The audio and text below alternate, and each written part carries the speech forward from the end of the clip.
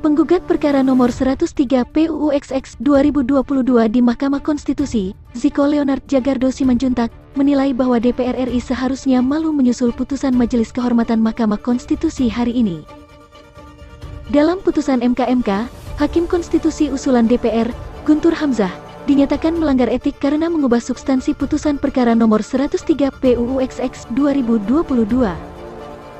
MK juga menyoroti bahwa kasus pelanggaran etik ini terjadi pada hari pertama Guntur bertugas sebagai Hakim Konstitusi, yaitu tanggal 23 November tahun 2022, menyusul pencopotan sepihak ex-Hakim Konstitusi Aswanto secara inkonstitusional. Guntur, yang sebelumnya merupakan Sekretaris Jenderal MK, baru dilantik pagi itu, sekitar pukul 9 waktu Indonesia Barat. Sementara itu, hasil pemeriksaan MK, tindakan Guntur mengusulkan perubahan substansi putusan dilakukan pada pukul 15.24 waktu Indonesia Barat ketika sidang pembacaan putusan berlangsung.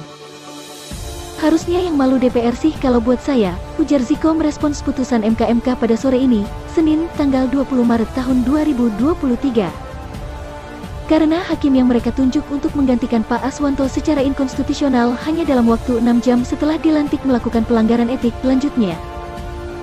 Persoalan ini juga secara spesifik disorot MK dalam putusannya. MK menilai persoalan etik yang menyorot Guntur secara khusus dan MK secara umum dipicu oleh pencopotan sepihak DPR atas Aswanto yang dianggap kerap menganulir produk undang-undang. MK menegaskan, pencopotan sepihak semacam ini menabrak ketentuan dalam UU MK. Peraturan MK nomor 1 tahun 2023 mengenal 3 tingkatan sanksi bagi Hakim Konstitusi pelanggar etik, yakni sanksi teguran lisan, teguran tertulis, dan pemberhentian dengan tidak hormat. Guntur, sebagai hakim yang terbukti melanggar etik, dikenai sanksi teguran tertulis. Di sisi lain, Ziko berharap agar Presiden RI Joko Widodo membuka pintu agar kasus ini diperiksa secara pidana. Sebelumnya, Ziko telah melaporkan 9 hakim konstitusi ke Polda Metro Jaya atas kasus ini. Namun, Istana mengeklaim bahwa pengusutan secara pidana belum bisa dilakukan karena pemeriksaan etik oleh MK masih berlangsung.